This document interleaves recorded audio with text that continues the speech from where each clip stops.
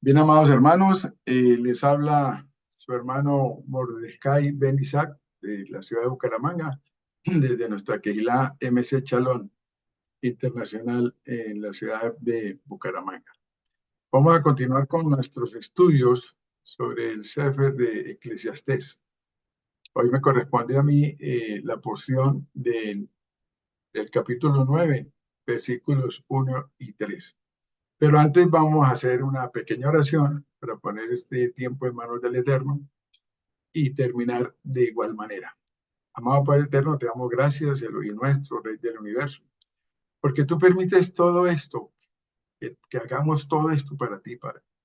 Porque tenemos el deseo de servirte y una manera de servirte es trabajar para ti, llevar el entendimiento de la palabra a otras personas, a toda la humanidad, porque ese es el deseo de nosotros, servirte, llevando a cabo la palabra tuya a todos los rincones de la tierra.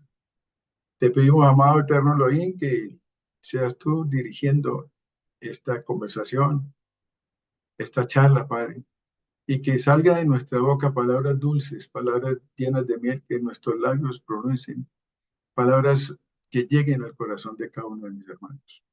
Te damos gracias en el nombre de nuestro Yeshua, nuestro Mashiach. Amén y amén.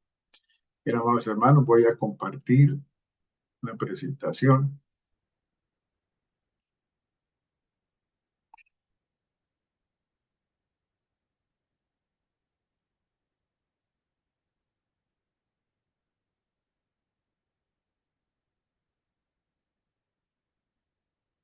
Bien, vamos a hacer, si la están viendo, amados hermanos, sí se ve.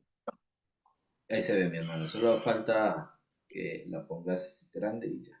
Ya, En gracias. presentación.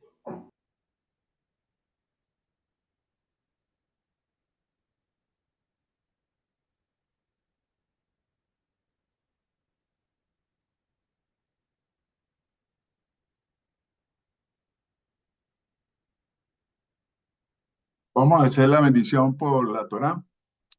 Barú atah Adonai Eloheinu mele hablan, Acher Bahar Manu Mikola, a mí Benatán la nube Torah. Barú atah Adonai noten a Torah. Bendito eres tú, Adonai Elohim nuestro, Rey del universo, que nos has elegido de entre todas las naciones y nos has dado su Torah. Bendito eres tú, que da la Torah. Amén.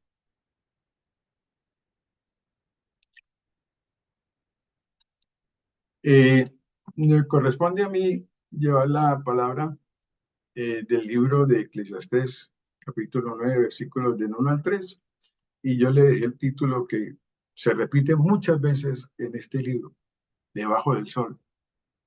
Y quiero dejar este comentario antes de iniciar con la enseñanza. Es importante destacar que Salomón estaba hablando de una vida separada del Eterno. Estaba tratando de realizar un experimento para ver cómo el ser humano podía ser feliz sin Dios. Y aquí tenemos las conclusiones a las que ha llegado como ser humano, que vive en esta esfera terrenal, debajo del sol, como él mismo la definió. La vida debajo del sol es una existencia mundana, separada de Dios. Mira hacia un futuro y a una eternidad sin Dios. Los tres versículos que nos llevan a este estudio son los siguientes.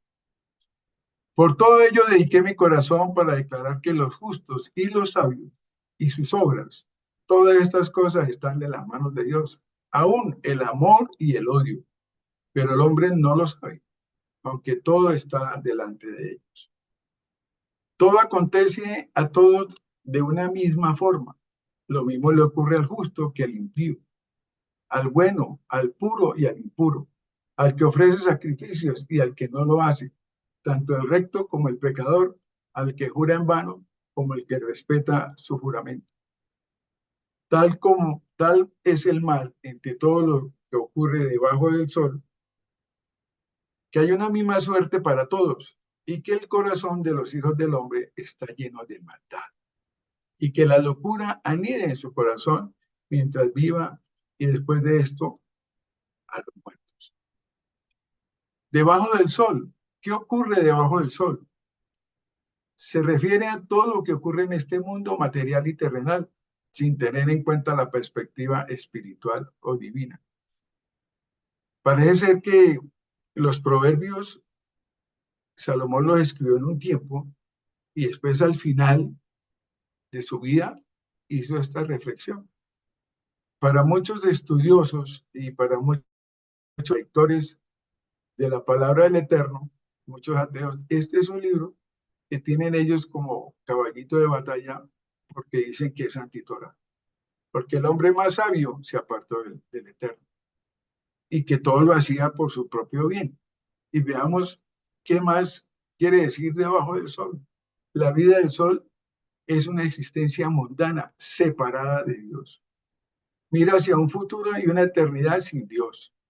Salomón probó todo lo que os ofrece debajo del sol para ver si podía encontrar satisfacción para su alma. Hemos venido estudiando y cuando estudiamos el libro de Reyes vemos todo lo que Salomón tuvo.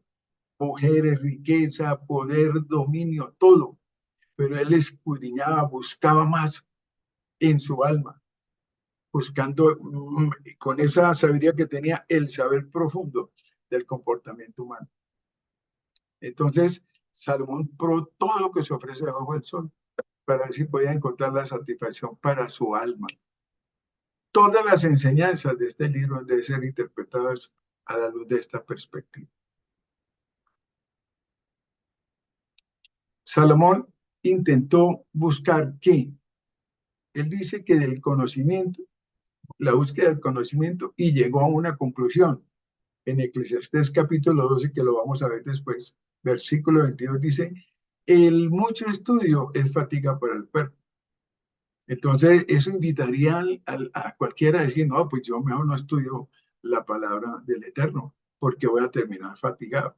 Entonces, mucha gente puede tomar ese versículo y decir, no, yo para qué estudio. Probó el placer y la conclusión expresada en el capítulo 2, versículo 17 dice, aborrecí la vida. Llega a tanto el placer mundano y el pecado que la gente se hastía y terminan aborreciendo su propia existencia. Probó las riquezas y llegó a la conclusión del capítulo 5, versículo 10. El que ama el dinero no se saciará de dinero. El que tiene quiere más y no lo llena el dinero, porque es el deseo de tener más, el deseo de querer acaparar más. Después intentó la religión y concluyó que le convertiría en un lunático, en un excéntrico o en un fanático.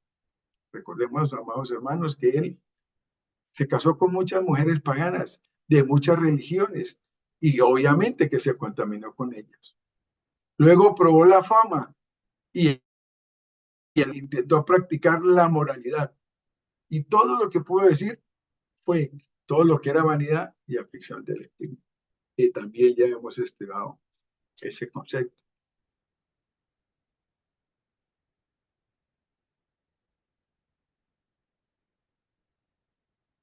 En el versículo 1 dice, ciertamente me he dado de corazón a todas estas cosas. Ese versículo, que lo leemos ahí, por ello todo dediqué mi corazón para declarar que los justos y los sabios y sus obras y todas estas cosas están en las manos de Dios, y aún el amor y el odio, pero el hombre no lo sabe, aunque todo está delante de ellos. ¿Qué nos enseña este versículo? Que Salomón no estaba preocupado acerca del futuro. Hay mucha gente que no se preocupa por el futuro, quieren vivir un día a la vez, un momento a la vez, sin preocuparse qué será de mañana, y menos de lo que dejaron atrás. Entonces Salomón no estaba preocupado acerca del futuro. La eternidad era una dimensión en la cual ni siquiera pensaba porque no sabía nada sobre ella. Por eso al principio el comentario, es un comentario, todo esto era porque él estaba apartado de Dios, buscando siempre en su forma de pensar, de saber cosas para el alma, para su propia alma. El versículo nos narra cómo el autor se ha esforzado por comprender la obra de Dios, pero no llegó a comprenderla, entonces se dedicó a su propio saber. Y la vida misma para lograr declarar que todos los justos como los sabios y sus obras están en manos de Dios. Por lo menos eso lo reconoció. Y cuando nosotros decimos, pongo en tus manos, Padre amado, esta situación, es porque confiamos en que el Eterno puede solucionarnos cualquier problema. Con los justos, el autor se refiere a los que son íntegros y cumplen con la voluntad de Dios. ¿Quién es el justo? El que obedece. El que obedece. Que cuando uno le dice, Padre, que tu Santo Espíritu me lleve a tierra de bendición, ¿qué le estamos diciendo? Que creemos y confiamos en que Él es el que nos puede guiar a buena tierra. Amados hermanos, ambos son destrezas que Dios nos brinda para poder actuar en la vida y alcanzar la plena felicidad. ¿Cuáles son esos dos dones? La justicia y la sabiduría. ¿Por qué? Porque los sabios son aquellos que usan la sabiduría que Dios les ha dado para actuar de manera correcta. Y el justo se refiere a que los que son íntegros y cumplen con la voluntad de Dios.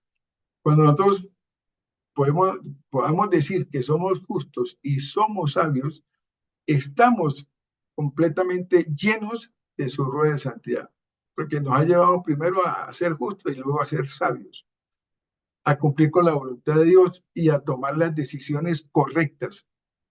También nos recuerda sobre la soberanía de Dios.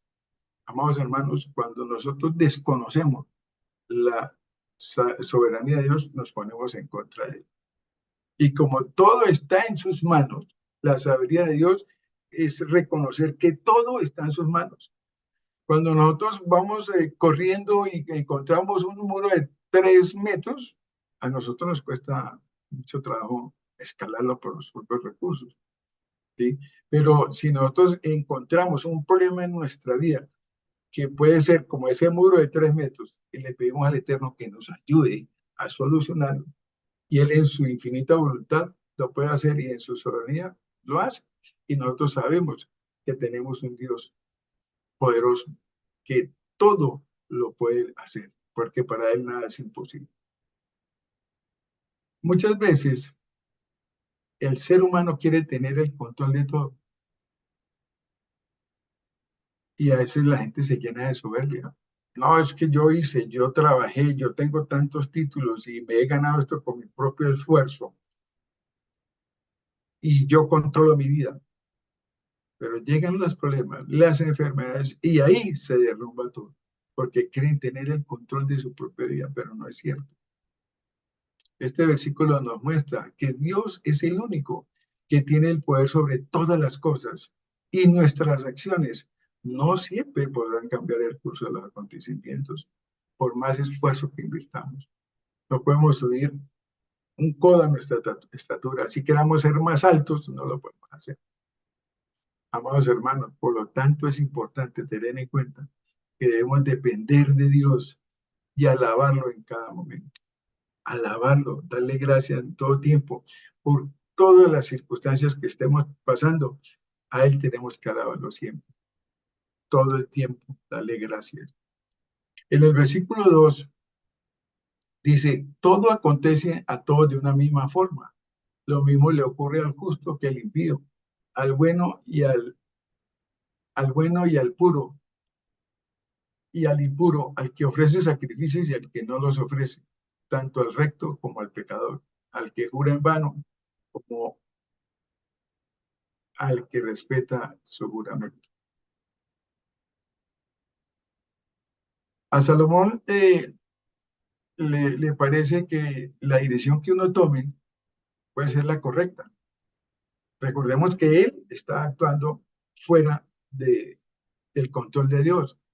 Esa es una forma de que el hombre vive debajo del sol, en la vida y las personas alrededor. Él cree que todo lo que le pasa a los demás me pasa a mí. Entonces, sigamos todos tranquilos, todos contentos. Y como decía el dicho popular, para donde va Vicente, va la gente. Y esa manera de pensar, pues nos aleja de Dios, porque Dios tiene un propósito grande con nosotros. Cuando Él nos eligió como su pueblo, ustedes serán mi pueblo, Agoyim, mi pueblo. En ese momento nos estaba separando y ya nos puso en una bolsita en sus manos, desde allá nos trae en sus manos. Entonces nosotros no podemos decir que todo lo que hacen los demás lo tenemos que hacer nosotros. Nosotros ya estamos separados. Pero aquí en este libro hace ver que Él está haciendo todo lo que todo el mundo hace debajo del sol, porque todo lo que se hace debajo del sol es material, es pecaminoso. Y nosotros no podemos hacer todo lo que se hace debajo del sol y que hace todo el mundo. Por eso el Eterno nos enseñó en Yeshua HaMashiach que nosotros estamos en el mundo, pero no somos parte del mundo. Así que una cosa le sucede a todo el mundo, muere, todo el mundo muere, sean buenos o malos, te sacrifiques o no te sacrifiques, no importa. Todos ustedes y nosotros vamos a morir. Y en lo que respecta a Salomón, eso fue horrible. Si toda su sabiduría y su riqueza no pueden hacer que escapes de la muerte, ¿cómo muere el hombre rico? ¿Cómo muere el hombre rico? ¿Cuántos ejemplos hemos visto nosotros de hombres supremamente poderosos y ricos que se suben en su propio avión y se estrellan? O mueren en su propio vómito, o mueren dormidos, o se ahogan en una piscina porque están en... Cualquier cosa les pasa. ¿Cómo mueren? Mueren como los pobres, mueren como todo el mundo. ¿Cómo muere el sabio? Como el tonto. Todos mueren. ¿Por qué? Porque tenía sabiduría y la perdió. La dejó escapar por hacer lo que todo el mundo hace debajo del sol. Nadie puede escapar de la muerte. Fue la conclusión de su sabiduría. Y eso es una ley natural. No podemos escapar de la muerte. Tenemos todos los días, antes de acostarnos, decir, Padre, en paz me acostaré y así mismo dormiré porque solo contigo puedo vivir confiado. Y ese día empezó a las 6 de la tarde. O sea que nos va a hacer descansar la noche de ese día. Y nos va a bendecir durante la noche y al otro día, porque hemos puesto todo en sus manos. Nadie puede escapar de la muerte, fue la conclusión de su sabiduría. Pero Yeshua nos enseñó cómo escapar de la muerte. Yeshua dijo, el que vive y cree en mí, no morirá jamás. Juan 11:26. Y todo el que vive y cree en mí, de ningún modo morirá eternamente. ¿Creemos eso, hermanos? Puedes escapar de la muerte viviendo y creyendo en Yeshua, nuestro Mashiach. Escapamos de la muerte. Cuando decimos que tenemos a nuestro Ruach HaKodesh, el Espíritu de Santidad en nosotros, podemos decir que ya estamos viendo la eternidad, porque Él es eterno. Si estamos creyendo que Él está en nosotros, nosotros ya estamos viviendo una eternidad aquí. Pero la mente humana, la sabiduría humana no te llevará a eso, a la vida eterna. Se necesita ¿de qué? De la revelación del Padre. Cuando fuimos llamados, cuando fuimos llamados a ser parte del pueblo de Dios, ¿qué éramos? Éramos todo lo que se hablaba acá. Estábamos debajo del sol, creyendo que nuestras propias acciones podían controlar nuestra vida. Estábamos sin Dios y sin ley. Pero ahora, cuando se nos ha revelado y tenemos el entendimiento mediante la bendita Torah, que ha entrado en nuestro corazón y que la estudiamos y que la meditamos y tratamos de escudriñarla y de enseñarla, entonces ya nosotros podemos saber que morir es ganancia. Y si solo llegas a la vida desde el nivel humano y tratas de encontrar a Dios desde el nivel humano, nunca lo vamos a lograr. Tenemos que buscarlo a través de su rueda de santidad, que es el que nos permite llegar a conocerlo. Y nosotros no podemos amar a quien no conocemos y mucho menos servirle. Dios debe revelarse a sí mismo, a nosotros por medio del Ruach. Y Dios se ha revelado a sí mismo a través de su palabra, porque su palabra es la que nos ha elevado y cada día nos eleva. Cada vez que estudiamos una para allá, una allá, algo se nos queda. Y eso nos permite ir más arriba, un pasito más arriba. Pero tenemos que ser prudentes, tenemos que ser perseverantes, tenemos que ser obedientes y no mirar de dónde venimos ni lo que hacíamos, porque entonces nosotros vamos a estar actuando con nuestra sabiduría. Y esa no nos va a seguir creciendo, hacer creciendo como el Eterno quiere que crezcamos. Se necesita que Él se siga revelando a través de su palabra, y para eso necesita que cada persona, que cada creyente, cada hijo de Israel sea perseverante, sea disciplinado, porque de lo contrario no vamos a estar, o vamos a estar como todos los demás bajo el sol, haciendo lo que todo el mundo hace. Y nosotros ya somos pueblo escogido. Él nos trajo a la luz, nos sacó de las tinieblas. Ya somos Kadochim, y donde nos congregamos es un espacio de santidad. Nosotros ya estamos apartados por Él. Y su luz inaccesible, su luz que emana, su santidad es la que nos llega y nos hace a nosotros, nos hace a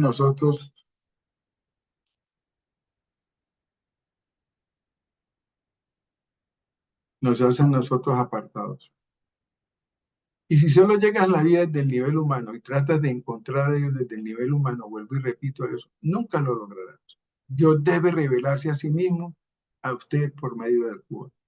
Y Dios se ha revelado a sí mismo a través de su palabra. Y Dios ha revelado en la primera de Juan, dice 5, 11, 12. Y este es el testimonio, que Dios nos dio vida eterna. Y esta vida está en su Hijo. El que tiene al Hijo tiene la vida. Y el que no tiene al Hijo de Dios no tiene la vida.